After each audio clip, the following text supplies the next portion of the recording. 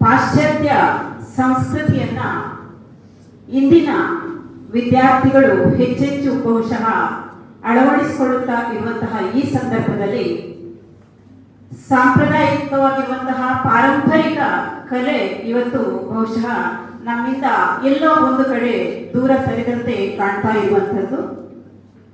ಕೈಯಂತಿರುವಂತಹ ಅವರ ಪ್ರತಿಭೆಗಳು ಅವರಿಗೆ ಮುಖ್ಯವಾದಂತಹ ಒಂದು ಅವಕಾಶಗಳು ಮತ್ತು ವೇದಿಕೆಗಳು ಸಿಕ್ಕಾಗ ಆ ಪ್ರತಿಭೆಗಳು ಅರಳುವುದಕ್ಕೆ ಸಾಧ್ಯವಾಗುತ್ತೆ.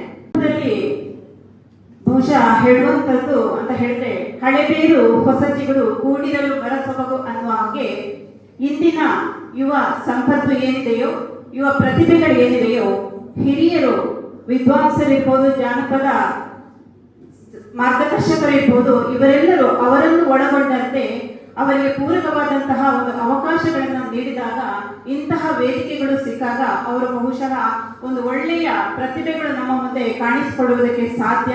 ಮತ್ತು ಯಾಕೆ ಬೇಕು ಅಂತ ಕೇಳಿದರೆ,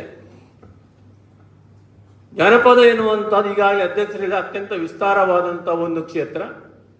ಅದರಲ್ಲಿ ಪ್ರಾದೇಶಿಕ ಜಾನಪದ ಅಂತ ಇದೆ. ಪ್ರದೇಶದಿಂದ ಪ್ರದೇಶಕ್ಕೆ ಅದು ವ್ಯತ್ಯಾಸ ಆಗ್ತಾ ಹೋಗ್ತದೆ, ಬೇರೆ ಇರ್ತದೆ. ಈ ಪ್ರಾದೇಶಿಕ ಜಾನಪದವನ್ನ ಗಟ್ಟಿ ಮಾಡುವಂತ, ಅದನ್ನು ಬೆಳೆಸುವಂತ ಮತ್ತು ಅದನ್ನ ರಾಷ್ಟ್ರ ಮಟ್ಟಕ್ಕೆ ಎತ್ತರಿಸುವಂತಹ ಕೆಲಸವನ್ನ ಮಾಡಬೇಕಾದಂತಹದ್ದು ಅಗತ್ಯ ಇವತ್ತಿಂದು.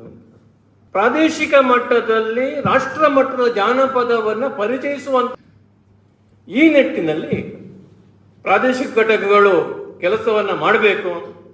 ಪ್ರಾದೇಶಿಕ ಚಟುವಟಿಕೆಯೂ ಆಗಬೇಕು ಮತ್ತು ರಾಷ್ಟ್ರ ಮಟ್ಟದ ಜಾನಪದವನ್ನು ಇಲ್ಲಿಗೆ ಪರಿಚಯಿಸುವಂತ ಕೆಲಸವನ್ನು ಕೂಡ ಮಾಡಬೇಕು ಎನ್ನುವಂತಹದ್ದು ನನ್ನ ಒಂದು ಆಸೆ. ಅಧ್ಯಕ್ಷರ ಅನುಮತಿಯನ್ನು ಪಡೆದುಕೊಂಡು ಈ ಜಾನಪದಕ್ಕೆ ಸಂಬಂಧಪಟ್ಟಂತೆ ಸಾಹಿತ್ಯವೋ ಕಾರಣ ಅನೇಕ. ಒಂದು, ಈ ಜಿಲ್ಲಾ ಮಟ್ಟದ ಪದಾಧಿಕಾರಿಗಳು ಸಂಪತ್ತು, ಸೌರವ್, ಕಾರ್ತಿಕ್ ರಾವ್ ನಮ್ಮ ವಿದ್ಯಾರ್ಥಿಗಳು ಎನ್ನುವಂಥದ್ದು ಒಂದು. ಸುರತ್ಕಲ್ ಎನ್ನುವಂತಹದ್ದು ಅನೇಕ ಯುವಕ ಮಂಡಲ, ಯುವತಿ ಮಂಡಲಗಳನ್ನ ಅತ್ಯಂತ ಕ್ರಿಯಾಶೀಲವಾದಂತಹ ಸಂಘಟನೆಗಳನ್ನ ಹೊಂದಿದಂತಹ ಒಂದು ಪ್ರದೇಶ ಇದು. ಆ ಸಂಘಟನೆಗಳು ಜಾನಪದ ಕ್ಷೇತ್ರದಲ್ಲಿ ಸಾಕಷ್ಟು ಕ್ರಿಯಾಶೀಲವಾಗಿ ತೊಡಗಿಸಿಕೊಳ್ತಾ ಇವೆ ಎನ್ನುವಂತಹದ್ದು ಇನ್ನೊಂದು ಕಾರಣ. ಹಲವು ಬಾರಿ ನಾನು ಹೇಳಿದ್ದೇನೆ, ಅಂತಾರಾಷ್ಟ್ರೀಯ ಯುವಜನೋತ್ಸವದಲ್ಲಿ ಮಂಗಳೂರು ವಿಶ್ವವಿದ್ಯಾನಿಲಯದ ಮೂಲಕ ನಮ್ಮ ದೇಶವನ್ನ ಪ್ರತಿನಿಧಿಸಿ ಪ್ರದರ್ಶನ ಕೊಟ್ಟಂತ ಮೊದಲ ತಂಡ ನಮ್ಮ ಗೋವಿಂದಾಸ್ ಕಾಲೇಜಿನ ತಂಡ. ಇತಿಹಾಸದಿಂದ ಇಂದಿನ ಯುವಕರು ಪ್ರೇರಣೆಯನ್ನು ಪಡ್ಕೊಂಡು ಆ ನಿಟ್ಟಿನಲ್ಲಿ ನೀವು ಕೂಡ ಪ್ರಯತ್ನವನ್ನ ಮಾಡಬೇಕು, ಯಶಸ್ಸನ್ನು ಪಡೆಯಬೇಕು ಎನ್ನುವ ಉದ್ದೇಶದಿಂದ ನಾನು ಉಲ್ಲೇಖ ಮಾಡ್ತಾ ಇದ್ದೇನೆ.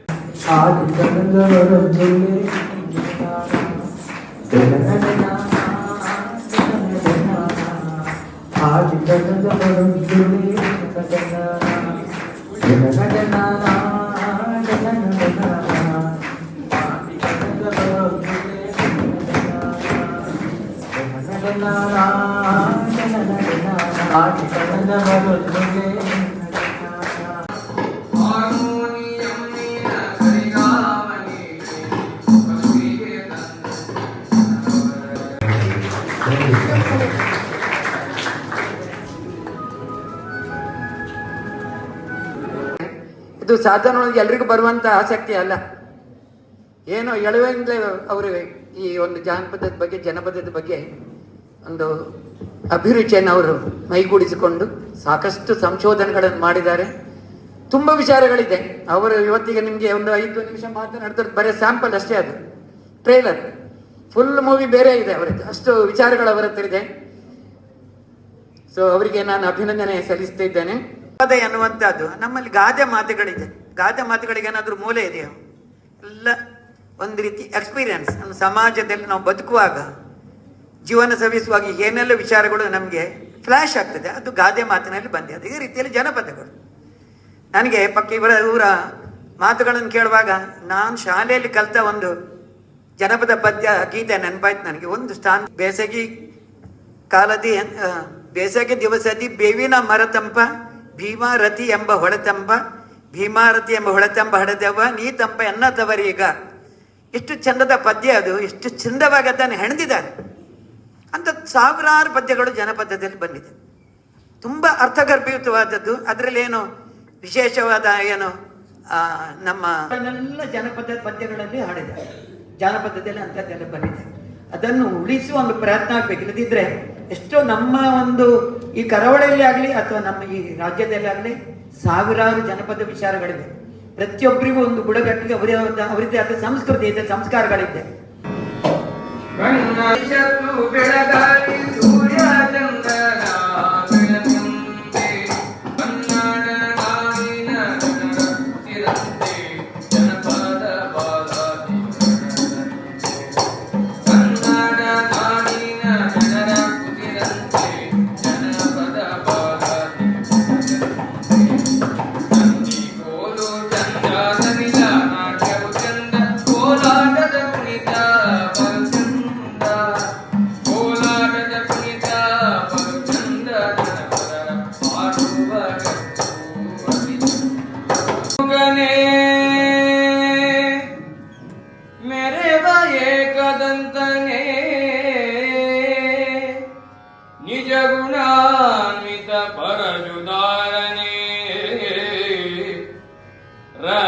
ರಜತಗಿರಿಗೊಡೆಯನ ಕುಮಾರನೇ ವಿದ್ಯೆವಾರಿಧಿಯೇ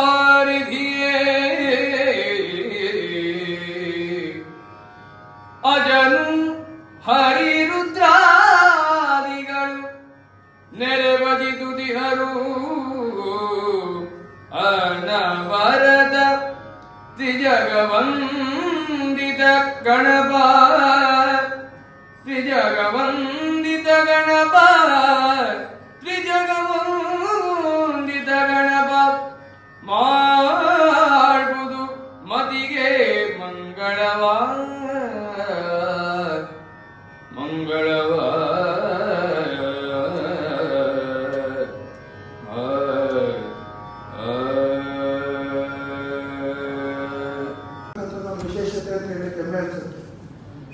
ಉತ್ತರ ಕರ್ನಾಟಕದ ಡಾಕ್ಟರ್ BS ಗದಿಗಿಮಠ ಅವರು ಮೊದಲನೇ PhD ಮಾಡ್ತಾರೆ ರಾಜ್ಯದಲ್ಲಿ. ಈ ರಾಜ್ಯದಲ್ಲಿ ಮೊದಲನೇ ಜನಪದ ಅಂತ ಒಂದು ಪುಸ್ತಕ ತಂದಂಥವರು ಹಳಸಂಗಿ ಗೆಳೆಯರು. ಬಿಜಾಪುರ ಜಿಲ್ಲೆ ಇಂಡಿ ತಾಲೂಕಿನ ಸಾಲೋಟಿಯ ಹಳಸಂಗಿ ಗೆಳೆಯರು ಮೊದಲನೇ ಪುಸ್ತಕ ತಂತಾರೆ. ಗರತಿಯ ಗಾದೆ ನಮ್ಮ ಜಾನಪದ ಪರಂಪರೆಯಿಂದ ಬಹಳ ಅಗಾಧವಾಗಿದೆ. ತಾಯಿ ಗರ್ಭದಿಂದ ಹಿಡಿದು ಚಟ್ಟಕ್ಕೆ ಇರ್ತಕ್ಕಂಥ ಬಯಲೇ ಜಾನಪದ. ಜಾನಪದಕ್ಕೆ ಇತಿಮಿತಿ ಇಲ್ಲ, ಜಾನಪದಕ್ಕೆ ಚೌಕಟ್ಟಿಲ್ಲ. ಜಾನಪದ ಹೀಗೆ ಇರಬೇಕು ಹಾಗೆ ಇರಬೇಕಂತ ಮತ್ತೆ ಕೇವಲ ಹಾಡೋದು ಮತ್ತು ಕುಣಿಯೋದು ಅಷ್ಟೇ ಜಾನಪದ ಅಲ್ಲ. ಜಾನಪದ ಒಂದು ದೊಡ್ಡ ಪರಂಪರೆ. ಅದನ್ನು ನಾವು ಹಿಡಿದುಕಟ್ಟಲಿಕ್ಕಾಗಲ್ಲ. ಮತ್ತು ಎಷ್ಟೋ ಜನ ಭಾಷಣ ಮಾಡ್ತಾ ಹೇಳ್ತಾ ಇರ್ತಾರೆ ಜಾನಪದ ಪಾಶ್ಚಾತ್ಯ ಸಂಸ್ಕೃತಿ ಬಂದ್ಬಿಟ್ಟಿದೆ, ನೆಸ್ಟ್ ಹೋಗ್ತಾ ಇದೆ, ಕಂಪ್ಯೂಟರ್ ಬಂದ್ಬಿಟ್ಟಿದೆ, ಮೊಬೈಲ್ ಬಂದ್ಬಿಟ್ಟಿದೆ, ಜಾನಪದ ಉಳಿಯಲ್ಲ ಅಂತ ಹೇಳಿದ್ರು. ಜಾನಪದ ಯಾವತ್ತೂ ಅವಿನಾಶಿ. ಜಾನಪದಕ್ಕೆ ಸಾವಿಲ್ಲ. ಜಾನಪದಕ್ಕೆ ತನ್ನದೇ ಆದಂಥ ಗಟ್ಟಿತನ ಇದೆ, ಪರಿವರ್ತನೆಗೊಳ್ತಾ ಇರ್ತದೆ. ಕಾಲಕ್ರಮೇಣ ಪರಿವರ್ತನೆಗೊಂಡು ಜೀವಂತವಾಗಿರ್ತಕ್ಕಂಥ ಒಂದೇ ಒಂದು ಜಾನಪದ. ಜಾನಪದವನ್ನು ಕೇವಲ ಸಾಹಿತ್ಯಕ್ಕೂ ಸೀಮಿತ ಮಾಡಲಿಕ್ಕಾಗೋದಿಲ್ಲ. ಯಾಕಂದರೆ ಜಾನಪದದಲ್ಲಿ ಪರಂಪರೆ ಇದೆ.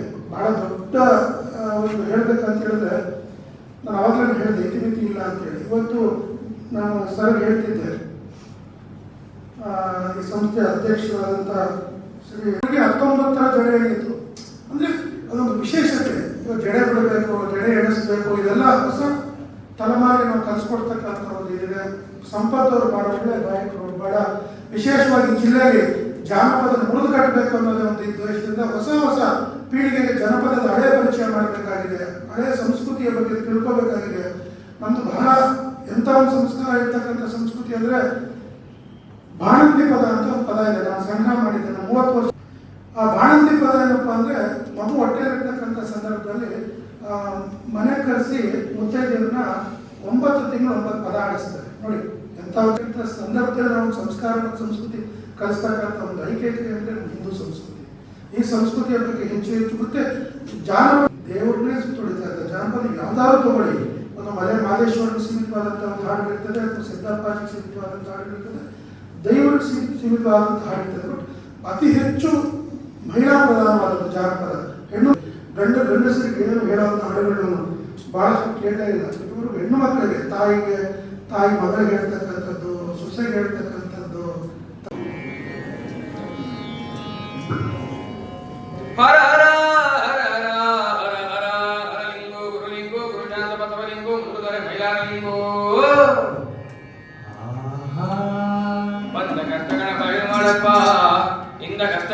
ನೋಡಪ್ಪ ಏಕಾಲಿಗಂಡ ಮೈಲಾರಲಿಂಗು ಮೈಲಾರಲಿಂಗು ಮೈಲಾರಲಿಂಗು